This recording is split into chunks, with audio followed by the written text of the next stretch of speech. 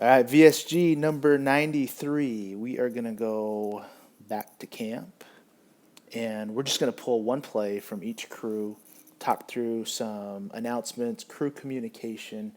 We're going to kind of really leverage our hot mic setup, which actually worked pretty well at camp. So never know how frequency driven and, to be honest, quite cheap microphones are going to work. But so what we'll do is we'll just go through some plays for this session of virtual study groups.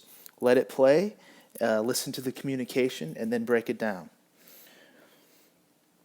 All right, here is play 1, the Josh Bannerman crew. Let's go,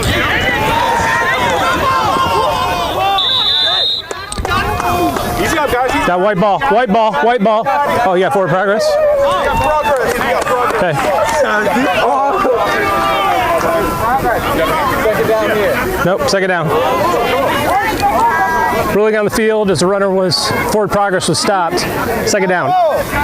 Second down. It's second down. Second down. It's second down. Second down. Second down.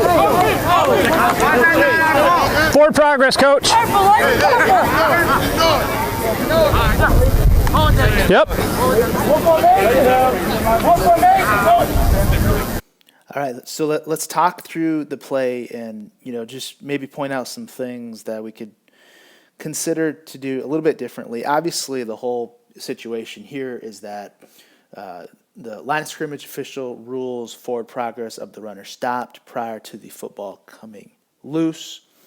And then there was just a little bit confusion. It didn't seem like we knew who was on offense versus defense. We knew from an officiating standpoint, but the teams perhaps didn't know. And, of course, our microphones weren't piped into the stadium. But very often coaches can't hear the microphones piped into the stadium anyway. So something to think about as we go through this. Okay, so right here, line of scrimmage, I think we make a pretty good judgment, right? Make a pretty good judgment. Runners driven well back. Contact driven back. And so, I think forward progress is certainly something that is the proper call. So center judge, we throw the beanbag, and understand we're throwing the beanbag because we see the ball out. One thing to think about here is, look, forward progress with a runner being controlled and driven back, that is actually a judgment, especially when it happens inside the tackle box like that. This is actually a judgment that as center judges and referees, we kind of want to get used to making. Okay, so we can partner up from different positions on the field to get this forward progress spot.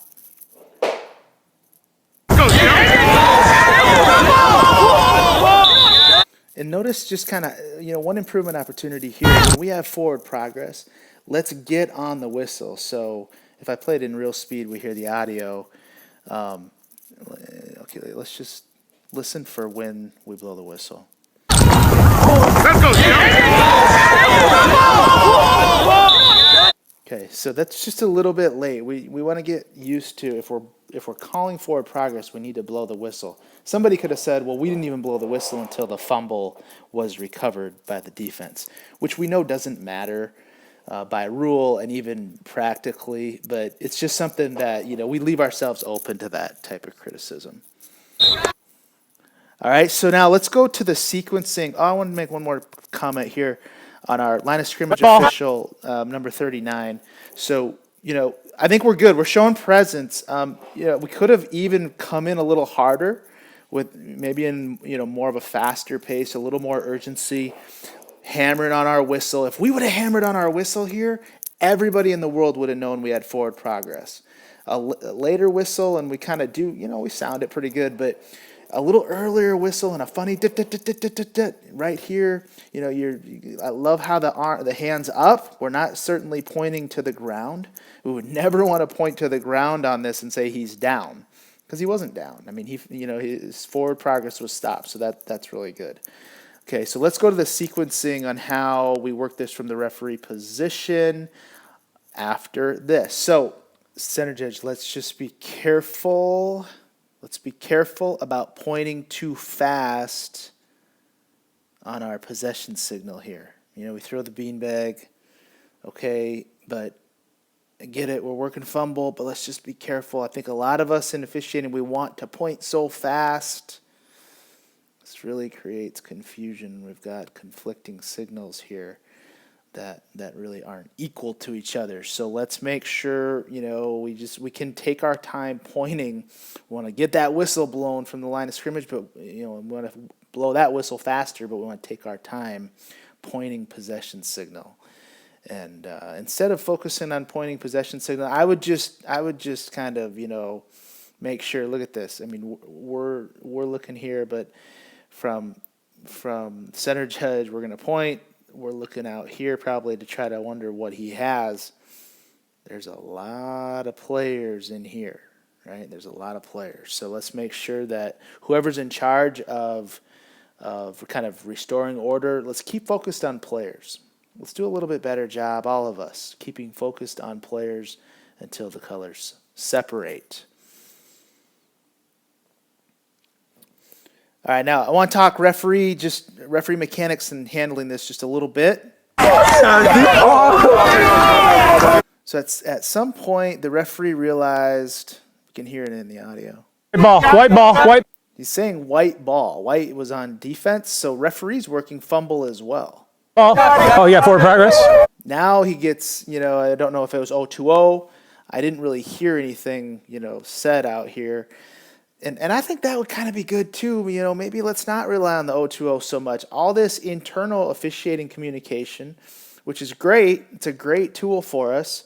But if we're, and I'm not sure, I'm just kind of almost posing this now, or hypothetically, if we communicated 0-2-0 here, what that means is none of these other people heard about it. Oh, yeah, forward progress. So I don't know if it was 0-2-0 because our center judge is pointing. Who knows? So referee starts winding the clock.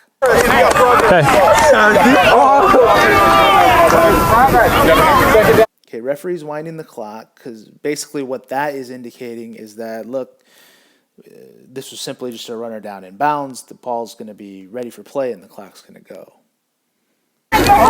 On the field as the runner was forward progress was stopped. Second down. So then we make that announcement. So sequentially, I would want to make that announcement, which was a very good announcement. That's kind of what we refer to as a in-progress announcement. I would want to make that announcement before I started winding the clock and any of that. Okay, so as we're, you know, right here, I'd probably want to make that announcement, and then I'm probably also, there's a lot of confusion on the field. I'm going to start walking this way just to be able to be in a little better proximity to communicate with coaches. All right, White thinks it's their ball. You know, they're changing their players out. They think it's their ball. Blue thinks it's White's ball too. Probably would be walking over here just to give, make myself available if the coach needed to talk. Okay. Stopped. Back up. Okay, so now we've got everything back. The right offense is on the field. The right defense is on the field.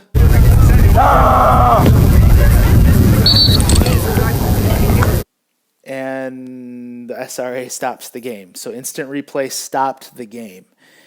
All right, so what's reviewable in this situation? And you might say, this is not reviewable. And that's not entirely true, right? That's actually not entirely true that this isn't reviewable. So if obviously the ball comes out at some point. The ruling on the field is forward progress stopped. If the ball comes out simultaneous with or before contact, if the ball is loose simultaneous with or before contact, then this can actually become a fumble that we would basically finish then in the immediate continuing action. It would become reviewable then if the defense recovered the football in the immediate continuing action. So I know they've been talking about this a lot. And and we want to check our manuals to make sure the standard is clear. I believe it's simultaneous with or prior to contact, the football being loose. So if the football is, and I'm telling you, if there is any contact, now he's driven back. Now the ball's out, it's not reviewable. Absolutely not reviewable. So clearly, if the ball is loose now, it would become reviewable if the defense recovers in the immediate continuing action. Okay? And then boom, simultaneous with contact, ball comes out immediately, and it's indisputable that the ball's out simultaneous with contact. You could potentially make it reviewable. But let's all check our standards in our replay casebooks to make sure that that's correct. That's a little homework assignment. If you think the ball was out before contact in replay, you can't change it. You have to have it indisputable the ball was out prior to or simultaneous with contact, or whatever standard you find in the replay casebook, okay? All right, so that's the play. Interesting play. Every crew, every season has a play like this. All right, so hopefully some of those tips are good. A lot of positive things there. We can remember as center judges and referees, player getting hit inside the tackle box right here and driven back. We're part of that. We're part of that judgment. If you see the football, player clearly being controlled and driven back, we're never going to have this spot, certainly, but we can absolutely help kill the play, and that'll just sell forward progress even more. All right, line of scrimmage, you got forward progress. Let's move with urgency. Let's blow the whistle. Get the play shut down, and move with urgency. One of the issues, talking about blowing the whistle, is really line of scrimmage official. He may not be able to see the ball right here. And so maybe that's why he didn't blow the whistle. But that's all the reason more that we need to blow the whistle from the offensive backfield. Okay? Line of scrimmage official is going to come get the spot. We know that. He's going to get the spot. But we got to get these plays shut down, and then that'll help eliminate confusion. Let's go to play 2.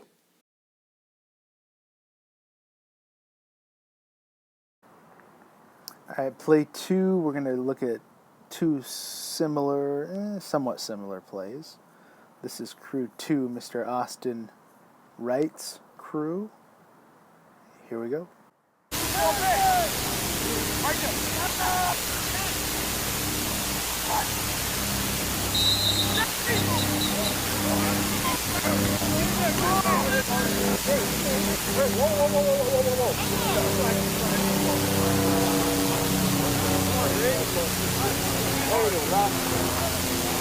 Like a false start, stick. False start, 66 of the offense. 5-yard penalty, still first down.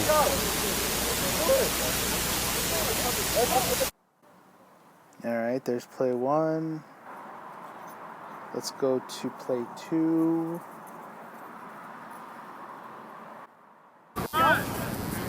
Out, Samaria!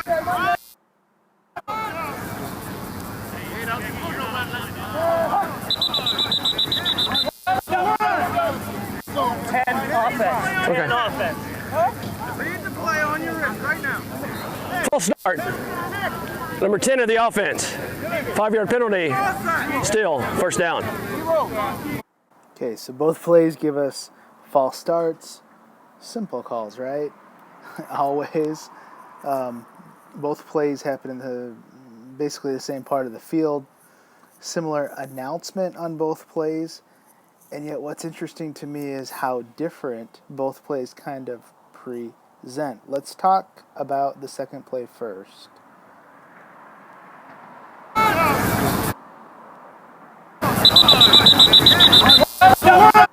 So obviously the action in terms of what's a foul happens off the screen. And this is really, really just an excellent job of reporting a foul. And I know this seems trivial, this seems mundane, this seems overblown. It's not. Right? It's not. We see so many officials that don't even really come in. And we've got this official right here coming in. He's already given his preliminary signal. We could show that on the L30. Yeah. didn't take the time to pull that. But he's already given his preliminary signal. He's pointing to the offense and saying the number, right? Pointing to the offense and saying the number. So we heard that. 10 offense. Okay. Offense. Read the play. Excellent efficiency. And I know this is like, it's just a false start. Quit making such a big deal. It is a big deal. It's a big deal. These are the ones we want to nail efficiency-wise. One flag, false start. Headline judge is just absolutely owning his position. So this is exact. We don't need, like, a lot of referees right here will go walk this way and tell the center judge, hey, we need to go 5 yards and it's going to be first down. No, that's not the expectation as we continue to get surrounded by officials who are expected to know how to enforce these very simple false start penalties, right? All we need to do is basically get the preliminary from the calling official. Everybody should be attuned to what's going on, and look at what we do here from the referee position. Offense. Spin and make the announcement. Read the play on your wrist right now. False start. Number 10 of the offense. 5-yard penalty. Still, first down. Let's break down the announcement. So, excellent angle, okay? And I think most of us by now, and if you're not, most of us are really kind of doing this. Yeah, we're angling ourselves towards the 50-yard line camera. There's going to be some producers who will shoot your announcement from the like high 30 camera, more like this way. It's okay. As long as we angle ourselves towards the middle of the field, it's most often going to play well. You might even develop a rapport, like I know Chris Coit from the Pac-12 has, with a lot of producers, and even talk about what camera is going to shoot what announcement, given either game situation or most likely, position on the field. So that's I never did that. I just basically angled myself towards the 50, like Austin is here, and then it really allows it to play well when we do this. False start.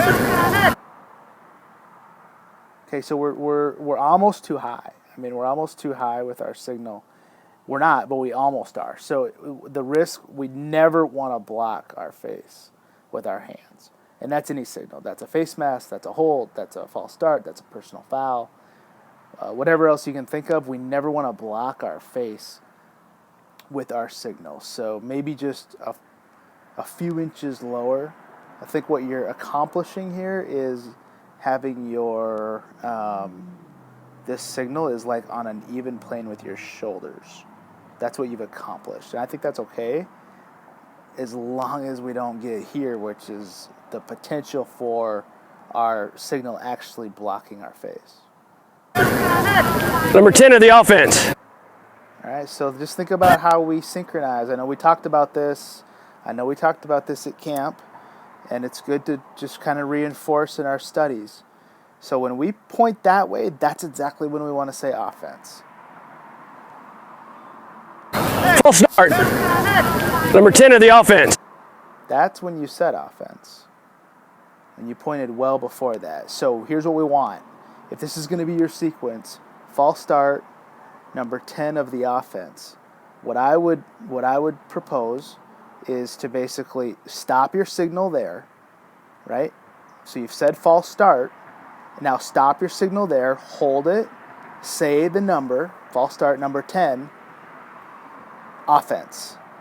And then synchronize it like that. So your difference would be basically pointing later. False start. Number 10 of the offense. See how early we point. So hold your signal there. You don't have to keep rolling your wrists. Just hold your signal, and then whenever you say offense, right when you hit that, it's a 2-syllable word, offense. Right when you hit fence, that syllable, your finger is going out just like this. So without your audio, false start, number 10, offense. offense. Okay? So that's how precise we want to be. And it just gives a really fine polish to our announcements. Number 10 of the offense. 5-yard penalty. Still, first down. Like that. Love that. Like how that really looks. So look at how we have a lot of presence holding this offended team signal, whatever you want to call it, pointing towards the offended team. We hold that out there, and then we transition right into 5-yard penalty. Still. first down. So a lot of the tendency would be when we said 5-yard penalty. when we said 5-yard penalty, a lot of referees right here, instead of holding our arm out here, will almost like rapidly or even violently drop this arm down to their side and then bring it back and do that. But look at how good this looks. 10 of the offense. 5-yard penalty. Still, first down. Very natural, very smooth. So I really like how that looks. Okay, now let's go back to the first play.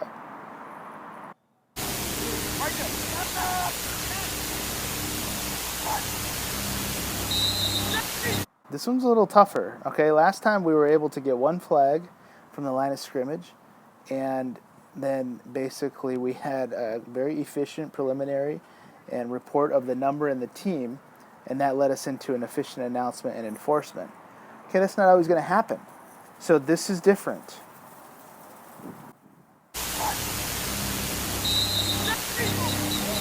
Okay, so we have a few issues here, right? We have a few issues. And the umpire is working in his area of responsibility, which is right here. And just looking at the umpire's area of responsibility, he's actually probably working, DOF with contact by this player. Umpires don't work DOF unless there's contact. If there's contact, umpires will know, and then they'll understand, like in this case, if the center drew the defense in to create this. But he didn't. So really the umpire's working DOF with contact. The umpires can understand it's DOF with a reaction by the offense, but they don't know in that case 100% of the time if the defense was in first, causing the offense to react. So here, the offense doesn't move. This is all on the defense, right? Talking about the nose tackle, nose guard, whatever you want to call him, and the center. So the umpire's thinking this is DOF. But now the line of scrimmage official is focused here. And if I just kind of step through this, really these two players move at the same time. So you've got a judgment to make. What is this player crowding the neutral zone? Meaning then any movement this way would put him into the neutral zone. And if that's the case, is it possible to think that he actually caused this false start? Don't think so. I really don't think so, because look, they both basically move at the same time. That's a hard count. So they're both reacting to the same hard count. If they both move at the same time, I'm probably going to put it on this guy. All of this is kind of irrelevant, and I want to just think about this, especially from our referee's perspective. Watch what the back does. The back misses the snap count. All right, so we've got decisions to make potentially. Well, we do have a decision. There's no potential about it. We've got a decision to make here. We've got a decision to make here, although it's pretty clear from the umpire's body language that he's working DOF. There's no decision to make here. The running back misses the snap count. This is absolutely FST, and that's all this is. The running back buys all of number 1 here and number 2 over here. The running back missing the snap count makes all of number 1 and number 2 almost like it didn't happen, because the running back's not protected by anybody jumping into the neutral zone. He absolutely missed the snap count. Let's put it on the running back. And from this standpoint, talk about just primary responsibility. Really, the referee is primarily responsible for these two players in this formation pre-snap, right? So we don't want to confuse. A lot of officials just look at their right tackle pre-snap. No, that's not what we want from the referee position. We want to basically work stationary backs within the tackle box. And those are those two backs there. It's usually going to be the quarterback, obviously. and very often one or more running backs, perhaps a wing back, up in this position here. That's the referee's primary pre-snap responsibility. So we would expect to have a flag from the referee for a false start on this play. Now, talk about the reporting. Okay. You're not the only flag. You should not be given a preliminary signal. We talk a lot about preliminary signals. You know the umpire had a flag. I know you do. You know the umpire had a flag, so you can't be assuming that umpire's got what you have in terms of the foul he's calling. Because if you listen to the umpire, whoa, and he's killing the clock. He's actually killing the clock, which is, as we all know, officiating speak for, hang on everybody, just everybody slow down, I got something to say. He's trying to communicate that I'm actually working DOF. I had the nose guard jumping into the neutral zone, making contact with the center. Okay, the line of scrimmage guy says I had the right tackle moving before a false start. Okay, whatever. Those are the only two flags down. The real foul is the running back, but we're not too worried about that at this point because we don't have a flag down for that. What we need to figure out between these two officials is how would we actually manage this. All right, so we would really need to come together without this signal, because if we end up going DOF, we're just going to create a bunch of confusion, like we did in play one with forward progress and a possession signal towards the defense. So just think about how we handle this a little bit more, because line of scrimmage official, get with the umpire, good job. You intercept the line of scrimmage official. We both need to act with urgency. We need to figure this out. Line of scrimmage official says, look, the guy moved right on the hard count. I'm just paraphrasing and kind of hoping what he said. And so let's go false start. And I like that decision. I mean, the right tackle missed the snap count. I'm sorry. He missed the snap count. Defense can move, offense can't. If you miss a snap count right on a hard count, that's a false start. I love the way the line of scrimmage official processed this, other than that preliminary signal. But, okay, we can get better off that. So we're covering flags here, we're covering flags here. Okay, let's think about what we're doing here. So we've got our officials talking here, and we're standing about, 8 yards back. So we're standing 8 yards back. I know there's a lot of differing ways to think about this. I think Tutai would agree. Let's get involved. Let's just get involved in this. Let's just get involved and we're not going to go and control the conversation, but I want to be involved in this. And me personally, I'm gonna walk up here. I'm gonna position my back to the camera right here. TV's gonna do what they do, and then when I spin, if I obviously right now I'm playing the result, but I'm probably gonna spin this way, kind of, and plant my feet a little bit on these numbers, or I don't know. It's hard to see in space here, but that's what I would hope to do. We're calling false start. Everybody's gonna be moving back that way. So. Let's get involved in this. Let's get involved in this. Let's get involved in this conference, and go ahead, and then then we don't have to have all this. All right. So I got false start 6-6 on. Okay, so we report the foul. Good clear step. From where you were, I talked about but look, this is a good clear step. You feel a little pressure on this side. Great clear step to your left. Start 6-6 on. That's all it takes. Look at that. That's like 2 to 3 steps, maybe. I don't know. You go back and count them if you really want. It's not a lot of steps, and that's what we're talking about. So this is really, really a great job of clearing and making a presentation for the camera to get into your announcement. False start. 66 of the offense. 5. Okay, so last time, which the play is actually later in the scrimmage, but whatever, it was the play we first did on this tape. We said false start number 10 of the offense. False start. 66 of the offense. This time we say false start 66 of the offense. Figure out what you like better. And between these two styles, my preference for you would be saying the word number. False start number 10 offense. False start number 66 offense. Feel like it's a little more professional, a little more clean, a little more crisp. All right? False start, 66 to the offense. I don't know. It's just not my preference. It's really a nitpick. But you need to do what you like best. 5-yard penalty. Still first down. Okay, and everything else we talked about applies. So we still want to synchronize offense to offense, signal to word. And if we just look at this without audio, it's going from here to there. I think looks amazing.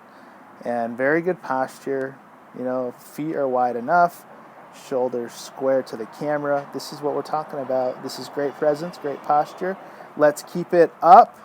And I believe either Tuta's going to take over for play 3, or maybe I'll be back. You just never know. Thanks, all. Virtual Study Groups number 93. This is play 3. This is the Saturday game 1, crew number 7. Very interesting play. Let's just let it play and then we'll see what happens and talk about it.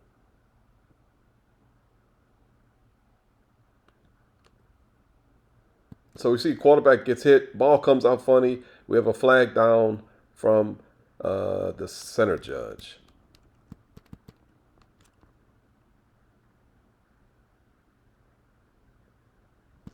Let's go to the all 30 angle. So let's look here at the all 30 angle. One thing we would hope is anytime a ball comes out funny, we do not want any official other than the referee and possibly the center judge ruling on the pass. So avoid the temptation of blowing the whistle, of signaling incomplete. We see at the bottom, the line of scrimmage official at the bottom, he put his whistle in his mouth, blew the whistle, ruled incomplete.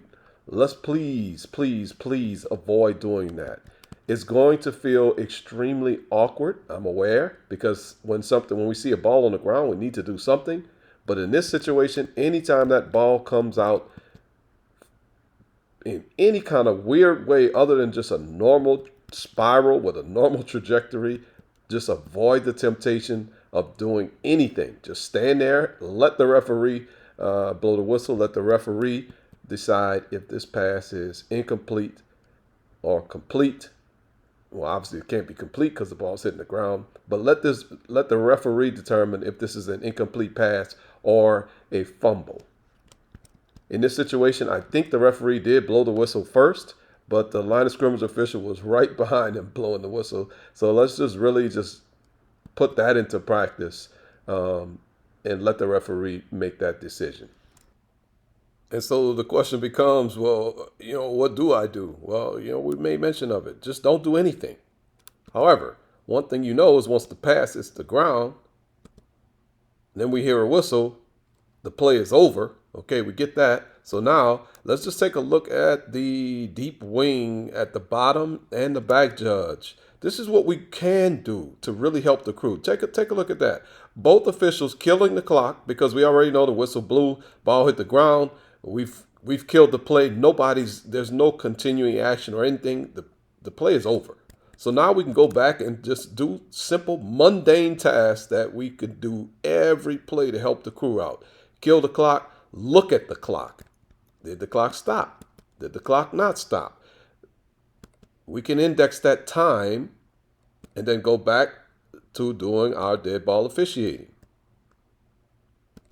So just a small, tiny thing that we do, but that really can help the crew out.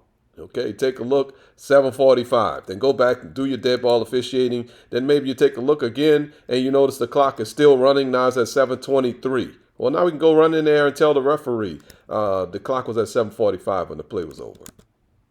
Or the clock stopped like it was supposed to.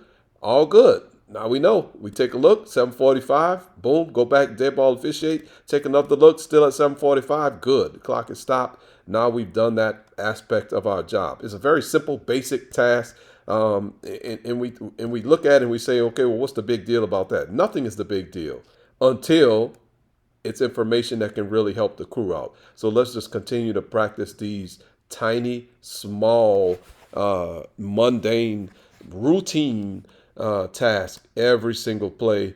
Great job by the deep officials doing that. Okay, let's go to the next aspect of the play, which is the flag on the ground.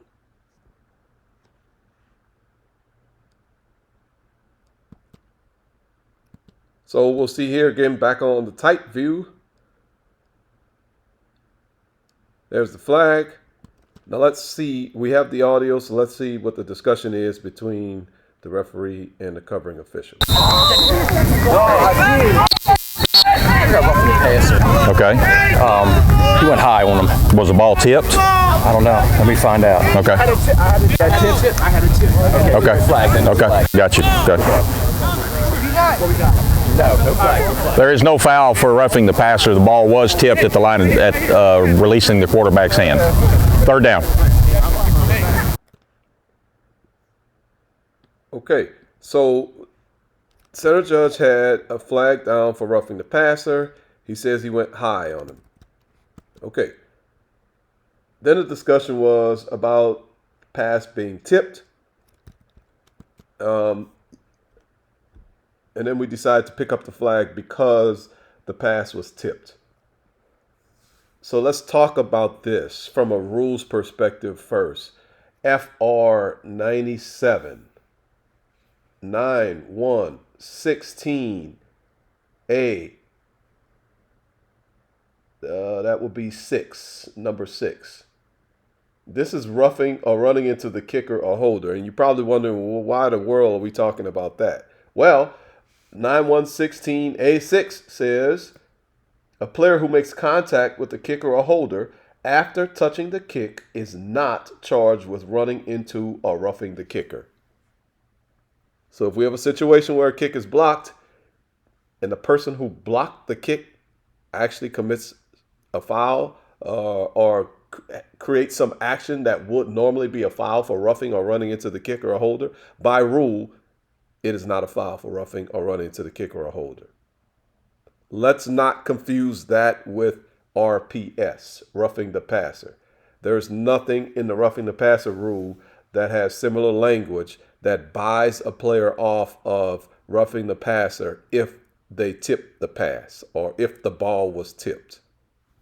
So this would not be a situation that we would ever want to pick up a flag if the pass was tipped, if we see action that would rise to the level of roughing the passer. Now let's evaluate the action. I believe, yes, last week on VSG 92, we looked at some roughing the passer elements. We talked about some roughing the passer elements. And high hit was one of them that we discussed. And the center judge here is judging high hit.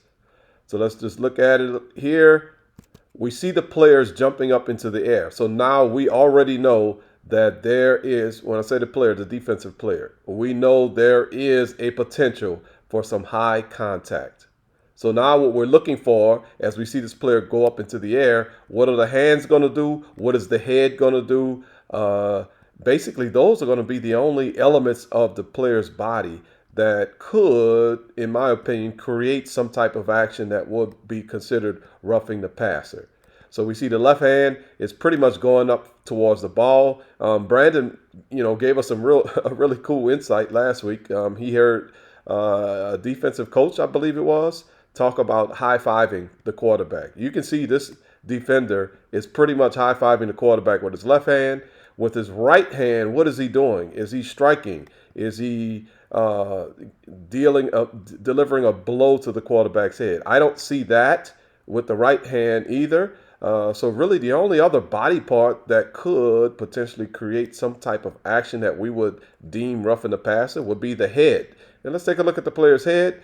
The head is really going to the side. He's not doing much of anything.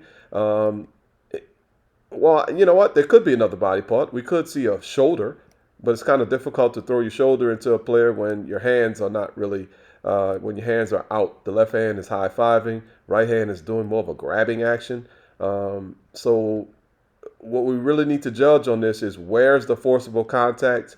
what body part did the defender deliver the forcible contact, and then we can determine if we see some action that rises to the level of roughing the passer. Now, is the hit high? Yes, it is.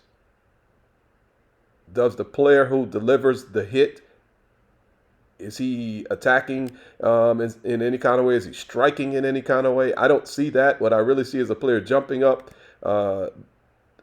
defending the pass, and really almost making like a wrap-up type of tackle. And you can see he went off to the side after the contact, not driving the passer into the ground, not striking him in any way. So in my opinion, I don't see anything for me that would rise to the level of roughing the passer. And I think we have the low end zone view as well. So if we look here at the low end zone view, there's our player coming in. And what we really see, to me, I really see good body posture by the defender to avoid any type of punishing hit to the quarterback. So I really like the way that this defender defended the pass and, to me, delivered legal contact to the quarterback.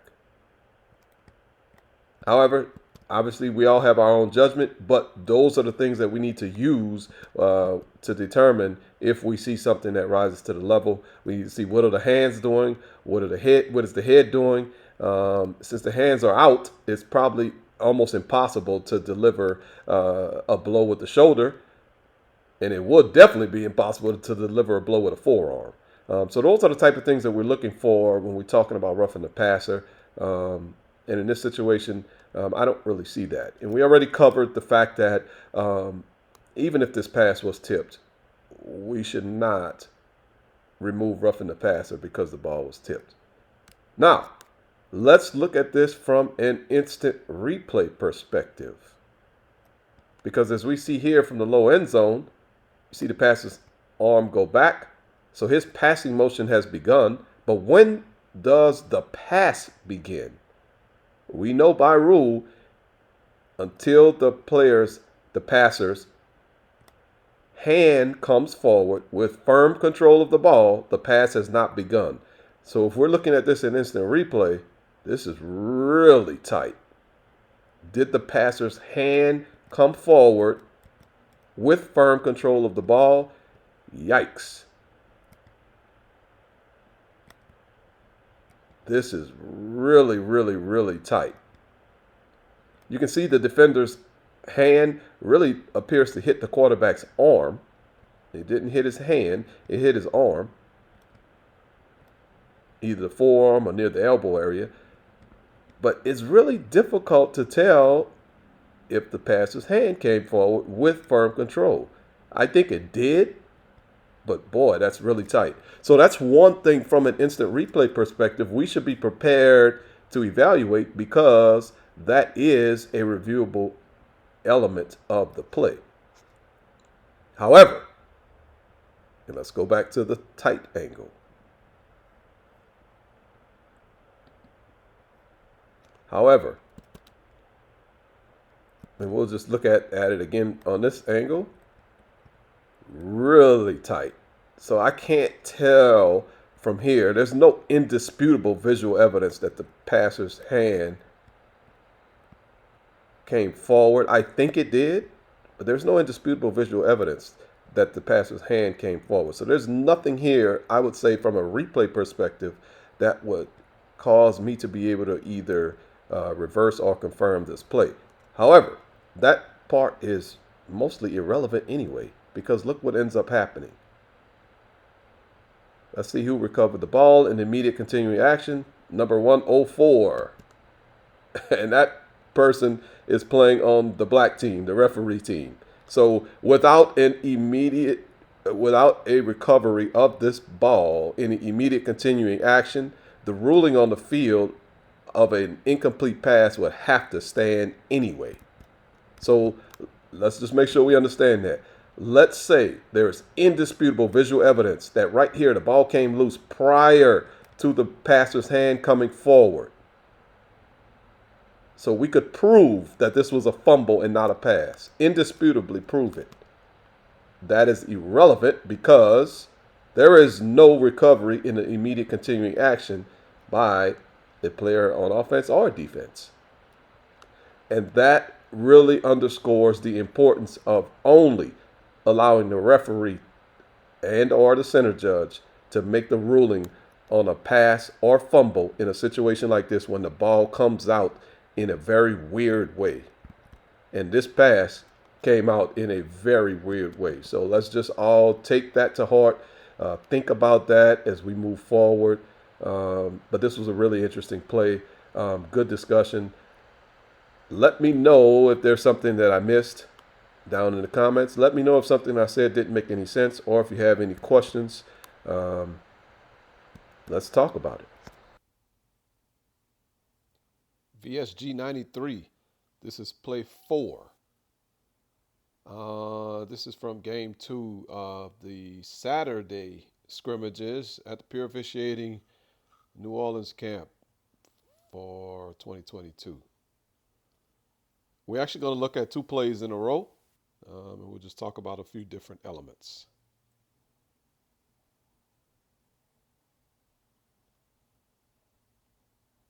Okay, we see that play, long pass, incomplete pass.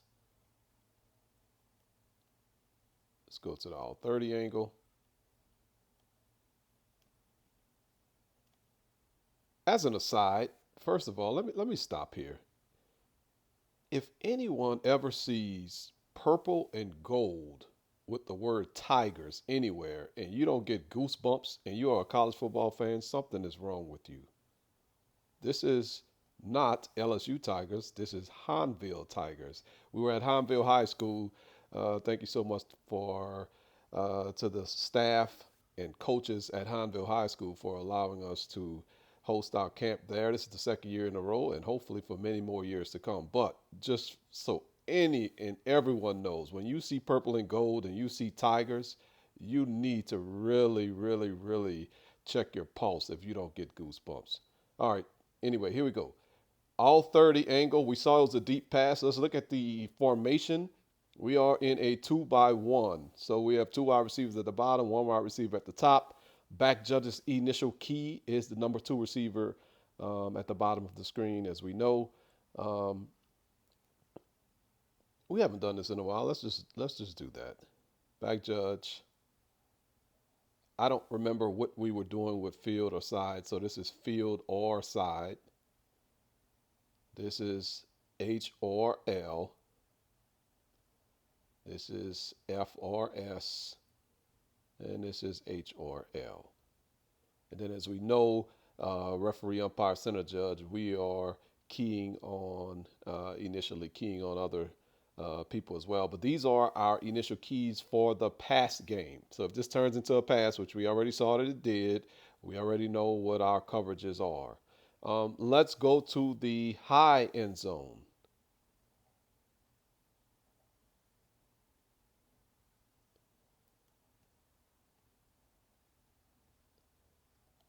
So here at the high end zone, what we can see, back judge, at this point in time, back judge is working his initial key. Great job. Here, right about at this time, we can tell our initial key is probably not going to be at threat for being fouled anymore, because he's getting past the only threat that really is in that area, which is that linebacker. So now, if that's our initial key, we worked that, great job. Now we probably can afford to quickly either peek at the quarterback, or if we already had in our pre-snap routine, which we really should, where are all these other players? Where are all these other receivers? Because I need to know, what am I going to do next if I'm finished working my initial threat for the time being. Well, in this case, we see now from the back judge's perspective, there's nothing going on with his initial key. So he can recognize, maybe take a peek at the quarterback. Quarterback throws deep, and then great job, back judge. Immediately turn to see where the action is that he really is going to need to officiate next. Not staring at the ball, not watching the ball travel in the air, but immediately going to where his initial threat is. One tiny piece of calibration that I would love, And we'll go back to the all 30 angle to talk about this.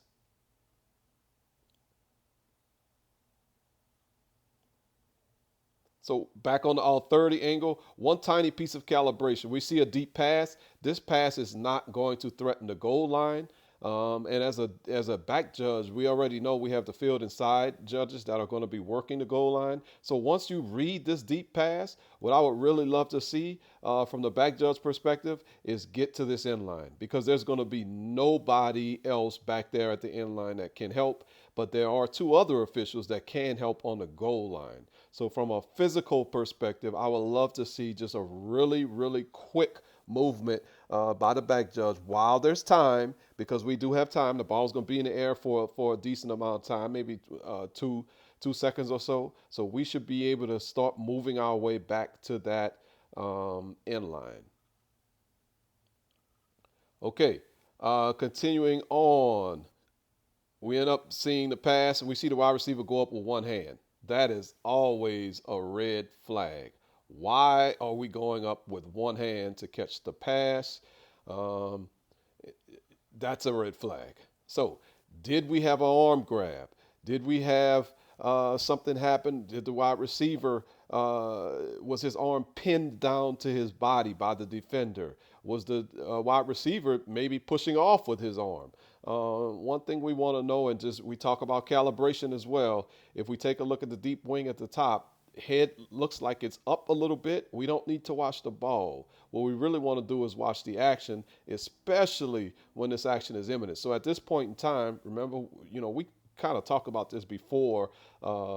We talk about a strike zone. This is where all of the fouls are going to occur, somewhere between the waist and the shoulders. So that's really where our focus needs to be. And we see number 5, who's already beat, not playing the ball. So really he's suspect at this point in time for any kind of contact. So we really need to be keying and focusing on in that area specifically to see exactly what's going to happen. What's going to happen with these wide receivers' hands, what's going to happen with the defender's hands, and what's going to happen with those body parts in that area, because that is where our threat is going to be. Here, if we look at the low end zone view, it has a really good look at our deep wing official. Again, look, we're probably looking up a little too high. Don't need to see the ball. The ball is going to get down to the wide receiver. We just need to focus on those body parts. At this point in time, our defender number 5, he's beat. He's really going to cause us a problem potentially, and we need to be ready for it. And as we see, as we talked about again before, wide receiver's up with one hand. Why? So what we need to determine at this point in time is, did the number 5, B5, is his right hand impeding the wide receiver in any way that is preventing him from catching the pass? We can clearly see there's no arm grab. Number 5's hand is up in the air. He's not grabbing the defender's arm. So he's not restricting that left arm.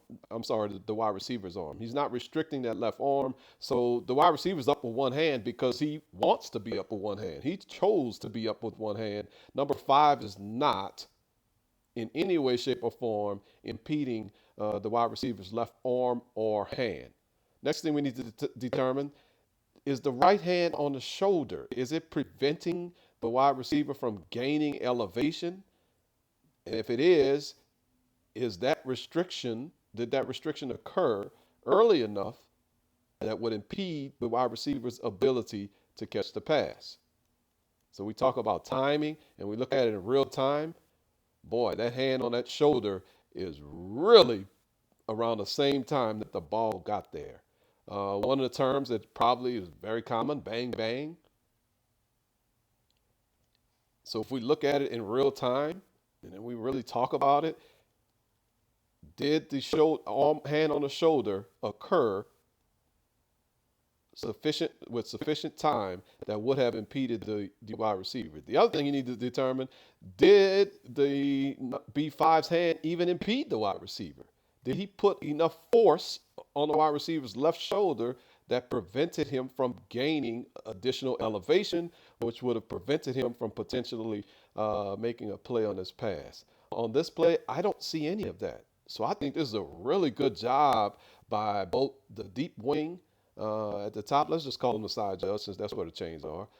By the side judge and the back judge evaluating this action for defensive pass interference. But just small, tiny calibration points. If I'm watching this film and I'm the side judge, what I would hope is that my eyes are a little bit lower and maybe not as high. And then if I'm the back judge, what I would hope is I would notice that I need to get back to this end line and work this action from the end line perspective. And this low end zone really is the angle that the back judge should have if he was nearer the end line instead of at the goal line.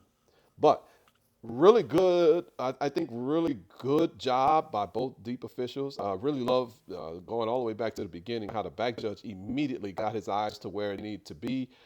Sometimes we'll struggle with maybe following the ball a little too long. Great positioning by the side judge, just a tiny bit, maybe just work on getting those eyes near the strike zone.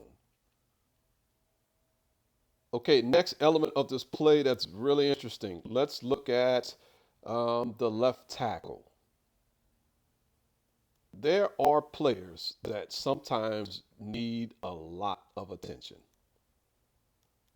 Some of us are teachers, some of us are parents, and we know there are some people, some students, some children, and in this case, some players that just need extra attention. Let's watch number 55, the left tackle. We're going to need to go to the high end zone. You see he knocked the defender, B number 4, to the ground. And then if we look here on the high end zone, we'll see him knock the player to the ground. And then he goes down onto the ground to hit him.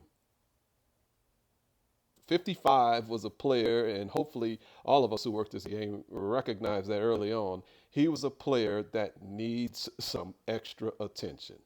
So, is this a foul, what he did to B4? We need to figure that out. How do we determine that? Players on the ground, we really should not have forcible contact to this player. So what we need to determine is, did 55 forcibly contact B4 while he was on the ground? Or did he just kind of lay on him? This one is really close to a foul. We need to see, okay, what is he leading with? Is he leading with the right arm, forearm? Is he leading with the right shoulder? And if he forcibly contacts with a forearm, shoulder, or if he just forcibly slams his body into B4, then we really need to be considering unnecessary roughness, personal foul on this type of action. But we want to see forcible contact, and I think this one is really close to forcible contact. But a lot of A55's body weight, and you can see his left hand that goes onto the ground, a lot of his body weight actually misses. I don't know if he intended to miss, but a lot of his body weight missed. So I think we could really get away with just talking to B55 on this one. A55, I keep getting my A's and B's mixed up. We really could get away with talking to him, but he is at serious danger of a foul. Let's take it a step further. Targeting. Let's discuss that. And we'll just go through our process of targeting. I don't know if we've done this in a while on VSG. Let's go through it. Is the player receiving the hit defenseless? That will be B4. Got my A's and B's right that time. B4, is he defenseless? The answer is very easy. Yes, he is a player on the ground. Players on the ground by rule are defenseless. Is A55 attacking or displaying an indicator of targeting? In my opinion, absolutely yes.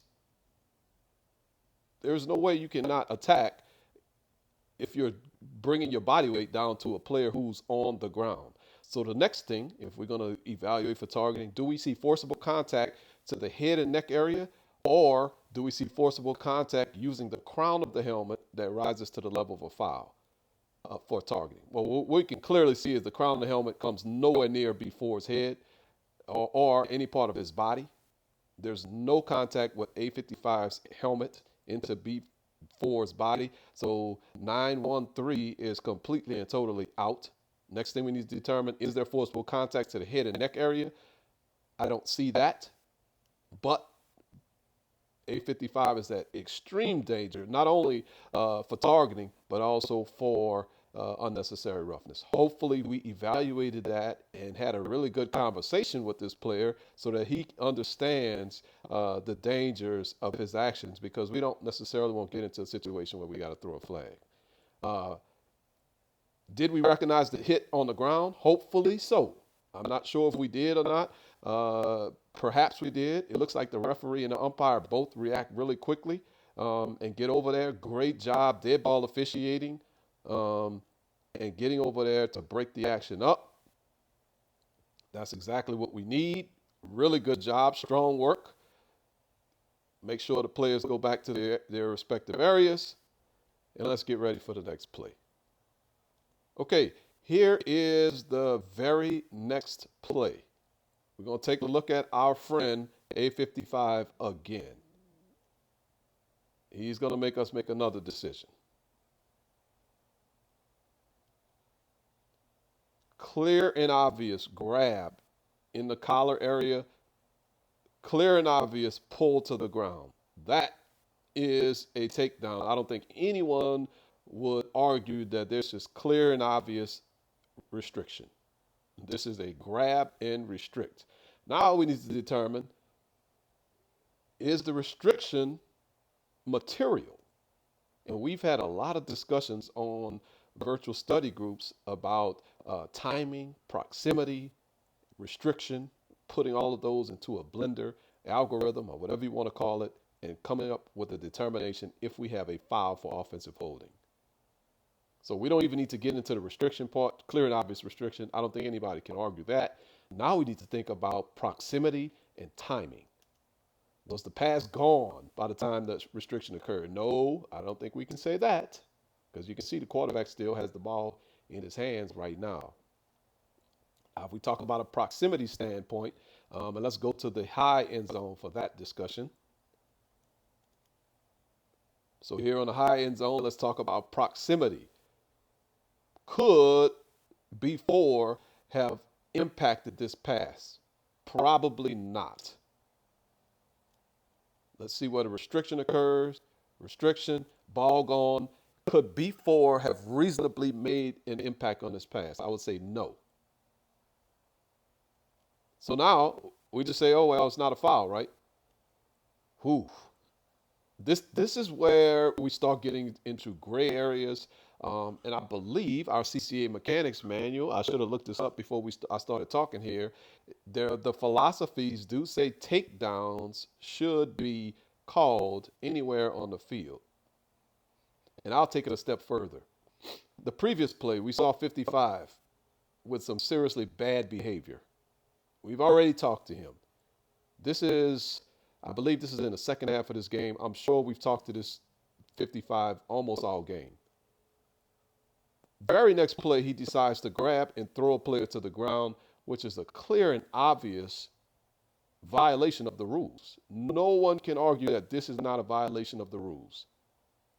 And put that together with the fact that we've been talking to this player before, and put that together with the fact that our CCA mechanics manual gives us some guidance on takedowns.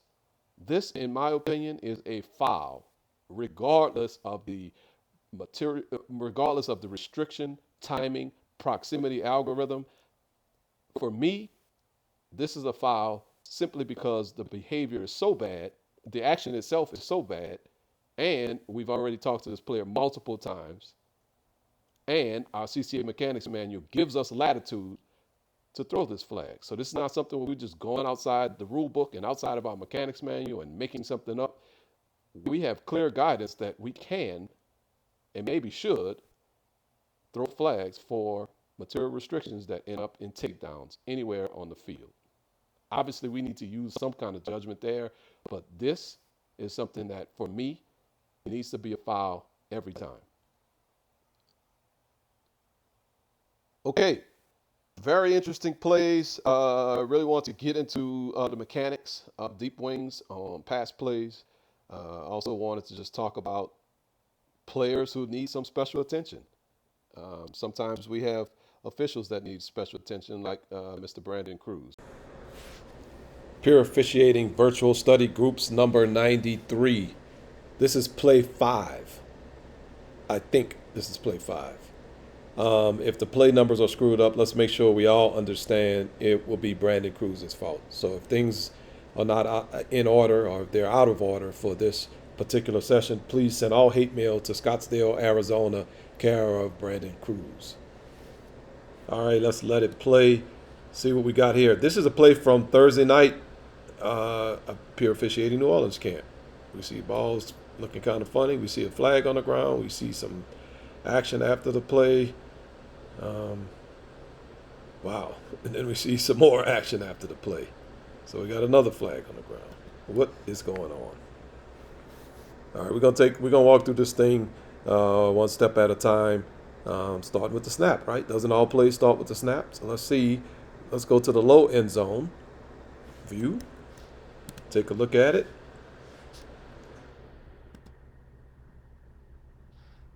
Now, what in the world is that?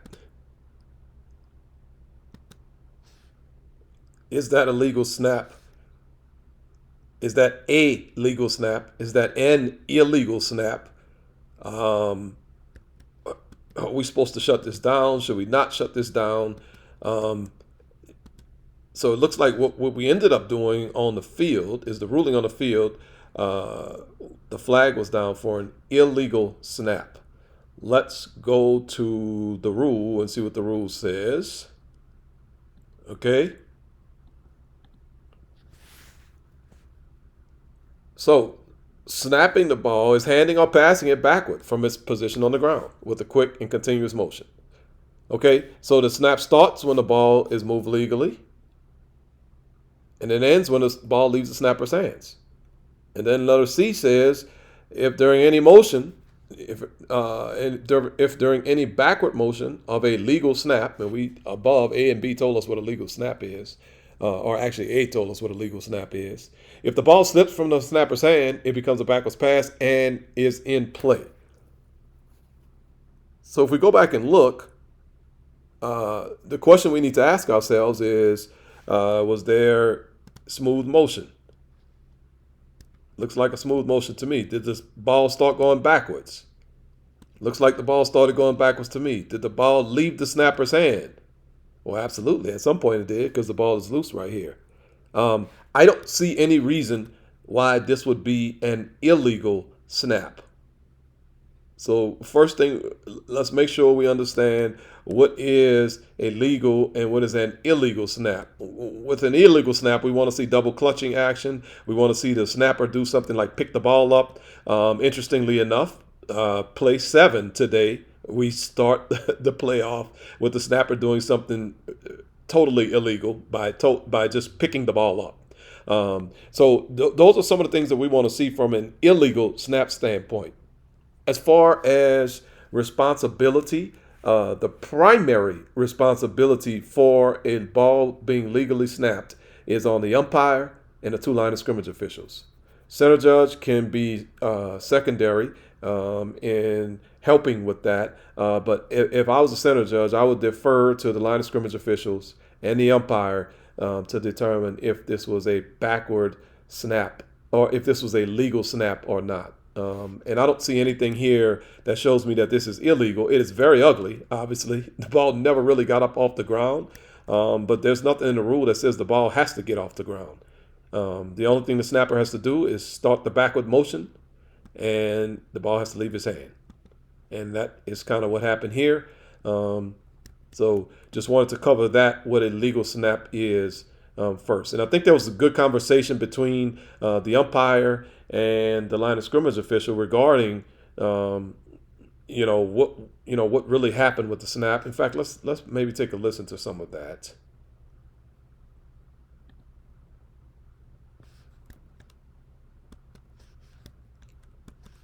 So after we broke up the second skirmish, or whatever what we want to call that, here's the conversation. So what do you? Hang on. Snap it right. What number? Was it a clean snap or they didn't? No, it wasn't. Yeah, it wasn't face down. Yeah, but it wasn't like a clutch or anything. It was a smooth snap. It's a smooth snap. loose ball. Didn't have to make the hand contact. It went back. So Yeah. we need who recovered. Well, you saw it play. It's gonna So you hear the conversation that we had. Basically, we talked about, well, the ball, was it a smooth motion? So I love the conversation. And then with the end, I love what one of the officials asked, who recovered the ball? Because now we're going down the path of immediate continuing action, having whatever happened with the remainder of the play. Well, the line of scrimmage official said, well, we blew it dead. Or somebody in the conversation ended up saying, well, we blew it dead. Well, one thing I want to encourage us to do is consider all of that action basically at the same time. Consider all of that one part of the play. Let's see if we can go back and hear the whistle. When the whistle was blown, relative to players and the ball.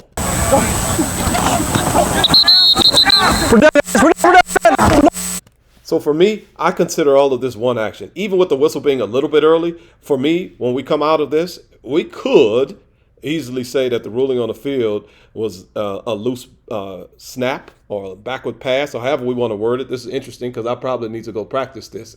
I've never had to practice this announcement, but this is something that we probably can consider in the immediate continuing action. This is with or without instant replay. This whistle really didn't impact much of the play at all because the end of the play occurred really almost simultaneously with the whistle. So if we can play through this, if we can get the center judge to pick up his flag for a snap infraction, illegal snap, then we can make this a legal play, and we'll just have this a recovery by the offense, and that down would count. So that's something that we could do on a play like this. Let's not think just because the whistle blew a split second before the play was over that we have to say, oh, well, now we're in inadvertent whistle, so we got to replay the down. We don't necessarily have to do that. Okay, let's move forward. I know I probably belabored that point a little bit too much. Let's talk about dead ball officiating. What do we know about offensive linemen and how they want to react when their quarterback gets hit? So we see here the quarterback is on the ground. We see number 55 on defense come in and hit the quarterback who's picking the ball up. Is that a foul? Is that not a foul? The ball is loose. The hit is what the hit is. It's not malicious in any way. It's maybe slightly unnecessary to have that kind of forcible contact, but the ball is loose. We can easily say that number 55 is making an attempt to either tackle the player if he picks the ball up and stands up, or to get the loose ball. So I would not necessarily consider that action a foul. However, we know players are going to be upset when their quarterback gets hit. Whether their quarterback is hit legally, illegally, doesn't matter. The offensive linemen are going to be coming right over there to deal with those players. Knowing that, let's just be ready for something that's going to happen. And watch what happens with number 77 when 55 stands up. So 77 on offense pushed 55 on defense after 55 hit his quarterback. When the quarterback gets hit, again, let's just be ready for that. Now, we can see the umpire has a sense that something happened here. As soon as the push occurred, umpire comes running in. Here's the problem. Instead of dealing with the two people who were involved in that hot action, the umpire went to the pile.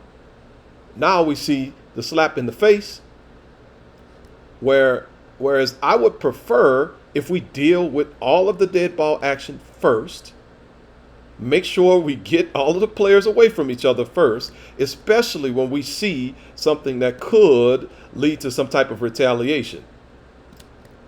77 is mad because 55 hit his quarterback. 77 pushes 55. Is that a foul in and of itself? I don't know. That's not for me to say. If your threshold is that low, fine. If your threshold is higher than that, fine. But we need to recognize that happened. So now 55 is, of course, upset because 77 pushed him over the pile. So what is he going to do? Well, he's going to get up and do something. But now everyone is worrying about the ball and what happened with the snap instead of dead ball officiating. And this is where we have to dead ball officiate, and we have to do a better job of dead ball officiating. Let me see if we have the high end zone view. And we can see some of this action from the high end zone view as well. 55 is getting up off the ground. 77 decides to push him over the pile. Well, 55 is mad. So if I'm the umpire, I'm going to get straight to 55, grab 55, start walking him back, or I'm going to get straight to 77 and start walking him back and say, don't do that. 77, you need to not do that, and get him back towards his huddle. That probably is actually the better way, because if you grab 55, 55 is going to be mad and say, well, why you ain't telling him nothing? So, but we have to do one of those two things. We can't just go past 55 and 77 and let them work it out on their own, because as we see, 55 is not mature enough to work it out on his own in a friendly way. So let's make sure when we recognize things like this, we know exactly how to handle them. Okay, let's move on to the actual foul reporting and the penalty enforcement. Let's get back to the discussion that we have.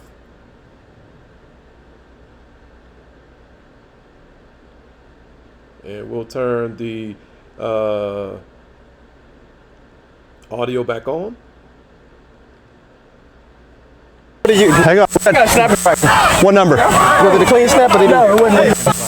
Yeah, it wasn't a clean snap. Yeah, but it wasn't like a clutch or anything. It was a smooth snap. Again, and we talked about this already. We having a discussion about the snap. We saw that. Okay, well now we decided, okay, we're going to leave the snap infraction or false start or whatever we're going to end up calling it. We're going to leave that on. Okay, fine. Now we need to talk about the other action with 55. And after the end of the play, we have a personal foul. Personal foul number 55 goal with the hand to the late shot. Go back 5. So we got a snap infraction number. It's a false start number. Center.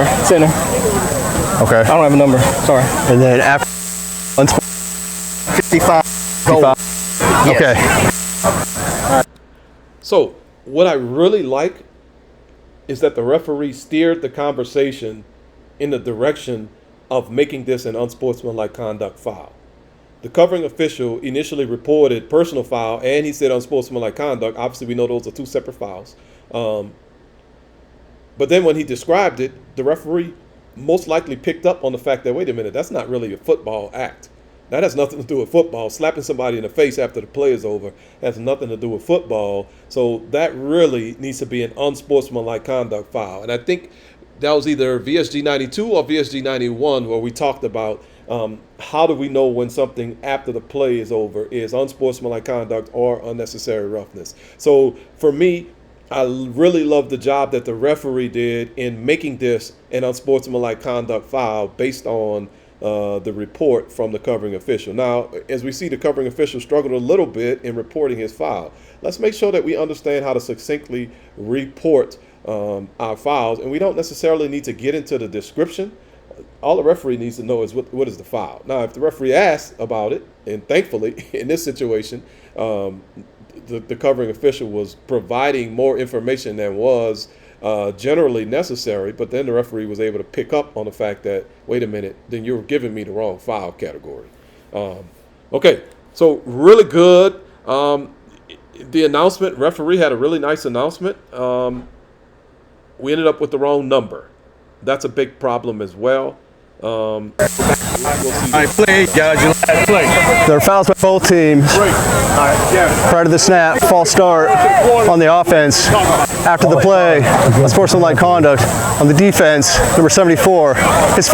We announced number 74. That's a problem. If we're putting an unsportsmanlike conduct counter on a player, we absolutely have to have the right player number, because as we know, a second unsportsmanlike conduct foul has a player ejected from the game, so we need to have the right player number. Now, we just have to figure out how to get that. So yeah, but the referee made a very nice announcement. Very cool, very calm. Loved the body posture. Really loved the way that he navigated through that penalty enforcement discussion and got us to the right To the game. Both penalties will be enforced. Ignore the doofus who's in the camera view, just messing up the camera view. Now let's get into the actual penalty enforcement. This was really interesting as well. So we know we have a live ball.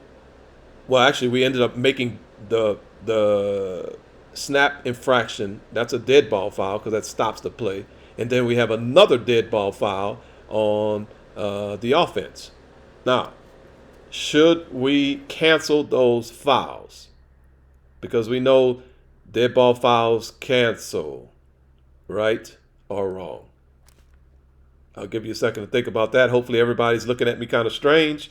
Dead ball fouls do not cancel. Dead ball personal fouls and unsportsmanlike conduct fouls, the penalty yardage cancels. That is in Rule 10, I believe. Here, we have a dead ball illegal illegal snap, and we have a dead ball unsportsmanlike conduct. Those fouls do not cancel. We must enforce both of them. Now, if we get into a situation where we feel like we can do mental math, I would advocate not doing mental math. If we look in the middle of the screen, we can see the center judge. He has the ball. He's at the previous spot, which is the 30-yard line. He's going to mark off 5 yards. That is the illegal shift. Now he's going to stand at the next spot and say, now we're going 3 this way, which is the 15 yards for the unsportsmanlike conduct. I would strongly advocate doing the same. I know we say we want to be efficient, but efficiency really is accuracy times speed. This is a situation where we could really screw up our accuracy. If we try to do mental math and say, 15 minus 5 is 10, then we'll just go 10. I would prefer not doing that. Let's mark off both of them, just like the center judge did here. He went 5, said, let's go 15. Then he turned around and went 15. And we enforced both penalties. So really good job on that from an enforcement standpoint, really efficient. Love the way that the crew worked that aspect of this play. But it was a really interesting play. First of all, talking about what in the world is an illegal snap, what is an illegal snap. Then figuring out what is UNR, what is UNS. Talking about, officials working together to decide if we're going to pick a flag up. Also, we can think about, when the whistle was blown, how long after the whistle was blown did the play really end? And if it's really simultaneously or nearly simultaneously or not that much time went away, then we can really call that all the same. What we really obviously can't do is have a whistle blown and then an hour later the play ends and then we say, that's immediate continuing action. Well, that's not immediate continuing action. So really good play, really interesting play. Hopefully give everyone something to think about and maybe something to talk about. If there's any questions, if there's anything I said that didn't make any sense, if there's anything I said that maybe someone disagreed with, please let's use the comments portion and keep this discussion going. Crew 6, New Orleans camp. Let's keep rolling. We're actually going to I'm going to go off script. We're going to look at 3 plays from Crew 6 and a few different concepts. So this is our all 30 wide video. The intent here, just for everybody's, if you care, is to basically put the camera from the referee to the back judge and as best we can capture all 22 players and all 8 officials, even though the deep wing at the bottom is just slightly off the screen. It's all right. Okay, let's look at this play. So pretty much a nothing play. First down is gained. I don't know what the down is. It's not that important. I think it's 2nd and 9. It might be 3rd and 9. All right, so we're going to throw a pass out. And just a couple things to look at. First of all, deep officials. I know this is starting to become more and more mainstream, if you will. Look at the movement of the side judge and the back judge on this play. All right, so we snap. Side judge is at the 30, back judge is at the 25. And as we just let the play go, forward progress is stopped there. The first muscle moved was right now, and the back judge is still just watching from where he started. Excellent job. This is nothing, right? But excellent job. The side judge, too, didn't really even move until when? Now. He has to move. He has to come provide a dead ball presence. So in the past, we would have seen officials just bailing out, which was empty movement, empty mechanics. Good job reading the play. You realize there's just no press here, so you have time to read the play. And sure, if the guy starts running a go pattern, whatever you want to call it, fly pattern, go route, I guess, then yeah, you're going to move some, obviously. But here, you're in a perfect viewing, you're in an optimal viewing location, but even more than that, you're not moving. So pretty easy, to just sit there and observe and watch whatever you would need to watch. If there's a face mask right here on the runner, then you're in a great position to see that. All right, so that's a good job, and I know the clinicians were talking about that as well as Mr. Walt Anderson. So really good job implementing it on just this one play that I picked. Okay, but we're not done. So if we're going to use cross-field mechanics, let's use cross-field mechanics, all right? Let's say the line to gain was this big line right here. That's the B45 yard line. Error, illustration's up. B45 yard line is the big line. Let's put the line to gain at the big line. All right, so what do we see? A little hitch pattern. Catches it. Receiver is contacted. Okay, and he actually gets the big line. And then he is pushed back several yards, about 4 yards to here. So he ran to this line and was pushed back. All right, and now let's watch our line of scrimmage officials. They're going to move. They are going to actually move, and we understand. Moving to get the spot. I like up here, headline judge, how we do kind of settle in and just observe this. We do not have to keep coming up to here. Absolutely not, especially when we know there's such a thing called cross-field mechanics. Line judge, you can be a little more soft. You're moving. Now, headline judge, here's where this is your opportunity. We don't need to be moving up so fast. Okay, this is still a big threat, this big, massive body of players. Okay, so we don't need to be moving up so fast. And here's the thing. If we're going to move up that fast, let's get an accurate spot. So we missed the spot by a yard. In other words, if the big line was the line to gain, we would have not given him a proper forward progress spot because we actually spot the ball 1 yard short. All right, so line judge, you can really be valuable here. And this is the thing. If you're going to choose to move this way, then let's get an accurate spot. Because let's remember this now. The line judge's responsibility is what? All of these players that are off the ball. Okay, so line judge, you can clean up dead ball, officiate off the ball, and still get this spot and help the headline judge out by just giving him a nice, strong presence at the big line. So for whatever reason, we didn't get there. So this is just a really good one to study and say, why does this look differently than what I processed on the field? Okay, so that spot was quite meaningless. It was a first down anyways. But still, we want to be as precise and accurate as we can. Same crew. This spot isn't as meaningless. So what's the down? It's third down. And about 1, 2, 3, 4, 5. So it's about 3rd and 5, I believe. We'll let it play. All right. So swing pass, common play, college football, high school football, you name it. Common play. So I like this. I feel like a lot of times what we're seeing from the headline judge is just bailing out, real empty mechanic movement-wise into the backfield when the play comes to us like this. If anything, we could take a couple steps back or whatever, but we can just get wider like we see here.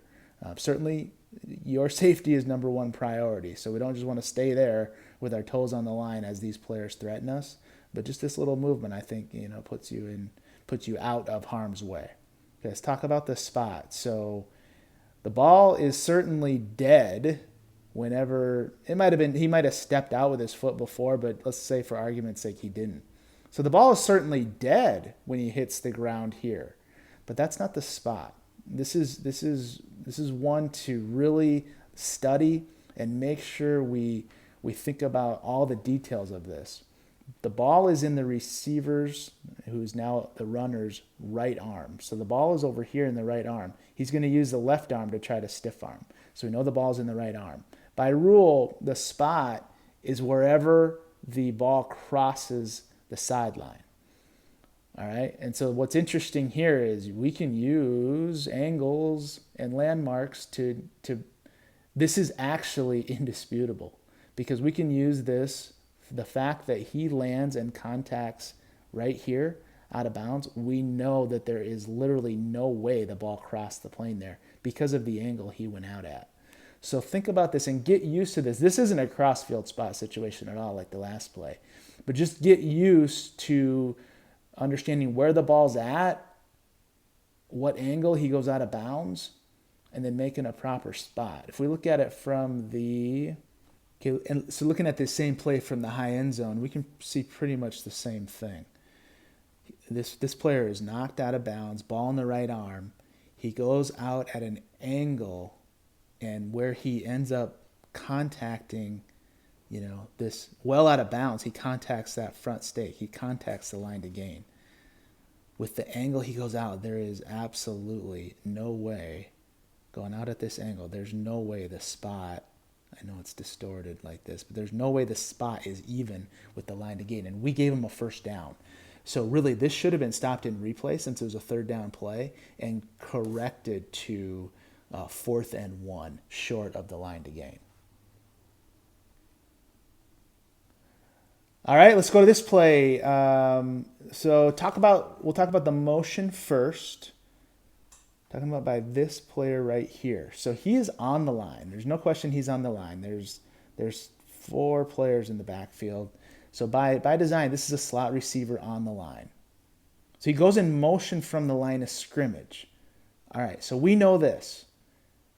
We know a couple things. If they snap it right now, this would be illegal formation, because he has now become the 5th player in the backfield. It would also become illegal motion, because you can't be in motion if your motion started from the line of scrimmage. But it's not a foul until the snap. So look at this.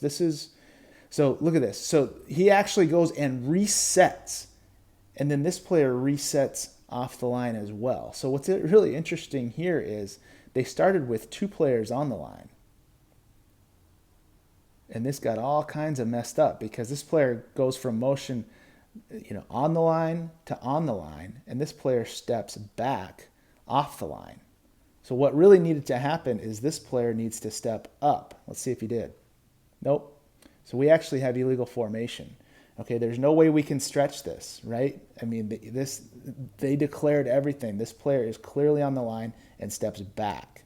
So it's not like there's any philosophy out there that would say this is not a foul. It's simply 5 in the backfield. We cannot put this player on the line. I'm sorry. He's 3 yards off the ball or so, and it's just so obvious that with this player on the line, this player's off, and he never moves. We can't we say make the formations legal. That's fine. Not this one. So this is an illegal formation. Okay, what else on this play? The ball comes out, kind of interesting. And look at the headline judge's body language. So he takes a couple steps in, and then just kind of gives this little incomplete pass signal. All right, so obviously the headline judge sensed something. Let's go to a more detailed angle. All right, let's go to the tight feed. We would try to mimic what's, shown on TV. This is pretty tight from the camera operator's perspective, but we're good with it. It really works out well this play. So, okay, we already talked the motion was legal, the formation is illegal. Now let's look at how the ball comes out of the quarterback's hand. Ooh. So that's really ugly. It definitely goes forward. There's no question it is forward. But what is it? Is it a pass or is it a fumble? So it looks like he's got it as he cocks the ball. He got it cocked there. But look at that. See how the ball rotates in his hand? So this is actually indisputable as a fumble because of that rotation right there. I'll just keep kind of playing it in slow. The ball is loose independent of his control. He pushes a loose ball forward. That's exactly what this is. So this is a fumble. Even though it kind of looks like a pass in real time, the way this thing's coming out should have given us some pause. We would never want to rule incomplete from any other position except the referee and perhaps the center judge looking in at this. So really, this is the referee's responsibility to clear this as what, to rule, not clear, rule on this as a pass or a fumble. And, unfortunately, we get a signal from the headline judge who is kind of waiting. I think he was waiting for the referee to rule something, and then it just felt so awkward that he just decided to signal. So a tip here would be, I know how awkward this feels, by the way. I really know how awkward this feels. But if you have this, just start running this way. All right. Give something with your body language saying that you're playing fumble, and force the referee to make the call. Do not make the call. You knew how awkward this felt, so in the future you won't make this call again. Just basically run the other way. Point at the ball that's loose. Even verbalize pass or fumble. And force the referee to make the call. Okay. Here's one other thing that I expect that if we see on video, it's a very small chance we'll ever do this again. And I know we're picking on you. And I do apologize, but why did you come, right? This is why video is so valuable. If we have habits that we that rear their ugly head on us, we need to use these opportunities to get better. All right. So referee right here, the ball's on the ground. The ball's on the ground, and we are now, see how your head goes down? We are now actually adjusting our indicator, and now we're putting up third down, or whatever the next down is. Okay? Right? So your head goes immediately down almost. We're adjusting our indicator and putting up the next down. And then we go to get the ball. So obviously you're playing it as an incomplete pass. The problem here is we didn't rule anything. Like we didn't, that's our ruling from the referee position. That's our signal. That's our whistle. If we're going to have, if this is an incomplete pass, with the way this ball comes out, we have to make a call. All right. Now, here's what is very, very challenging. So obviously here at the snap, there's not a whole lot of pressure. There's a potential for an edge rush from the left, but you might be focused at the right. And so we don't watch the quarterback catch the snap, and we don't watch the quarterback throw the ball when he's not under pressure. So you might be saying, double team, that's nothing. Maybe you're working inside, okay. And then you get surprised with this ball coming out, with the quarterback not under pressure. This can happen. This can happen to a lot of, and has personally to me, by the way.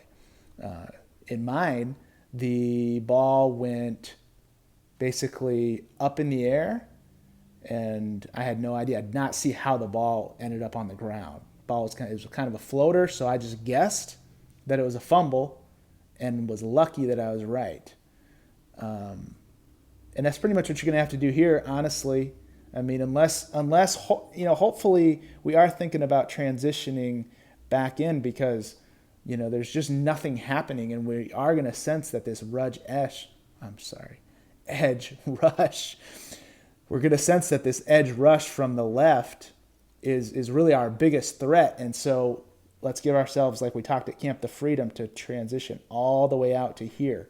And if we do, then I think we're going to process this, more likely process this as a fumble. If we don't know how the ball's on the ground, and here's what I do know. Your peripheral vision is going to tell you something's weird about this. So if we don't know how the ball's on the ground right here, we really need to just leave this as a fumble. And really in games with instant replay, that's best, obviously, because this guy is taking this back the other way. All right, so replay official, I'm not sure what our process was on this, but let's go back and understand, did we just almost do what the referee did, move our down indicator and go to the next down?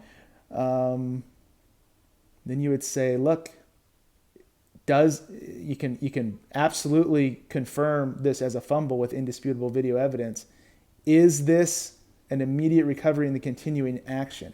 And here's the difference in terms of how the definition has evolved.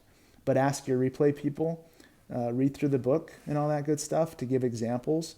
Here's what I have observed in terms of how the definition has evolved. This is a recovery in his immediate continuing action. This player never quits playing.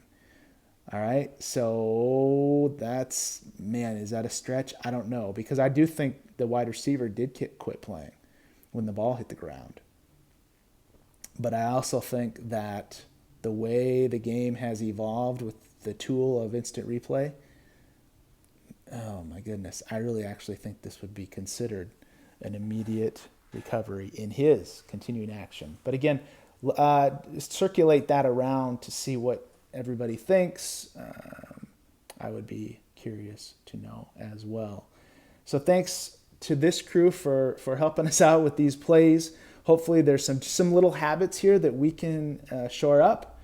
Let's understand these spots. Let's nail these spots, right?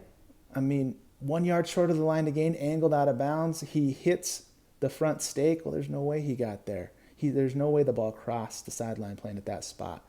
So just follow his path out of bounds, ball in the right arm, put it out of bounds. Cross-field mechanics, if we're going to move down there, let's use them. Let's use cross-field mechanics. And then the headline judge on that last play, in terms of the cross-field play, stay back and dead ball officiate and trust your partner. All right, we've got to be focused on this formation. This is an illegal formation. Good job with the motion. And then obviously we just completely beat this fumble versus pass to death. One more look at it. He never quits playing. That's an immediate recovery. It would be out of replay. The ruling of pass would change to fumble. There was an immediate recovery by the defense. The ball will be placed at the 45-yard line, and it's first down, Team Blue. All right, everybody, thanks. Had a great time at camp, and thanks for tuning in to VSG number 93.